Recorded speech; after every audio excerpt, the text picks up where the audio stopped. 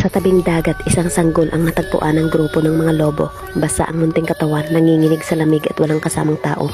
Naawa ang mga lobo, hindi nila kayang pabayaan ang inosenteng nilalang. Dahan-dahan nila itong nilapitan, dinilaan upang painitin ang katawan at dinala sa kanilang lungga sa gubat. Sa kakaibang paraan, inalagaan nila ito, binigyan ng pagkain, niyakap tuwing gabi at nilaro araw-araw. Lumipas ang isang taon at naging masigla ang bata, marunong nang tumawa at gumapang kasabay ng mga lobo. Isang araw natagpuan ng kanyang magulang ang bata sa gitna ng gubat.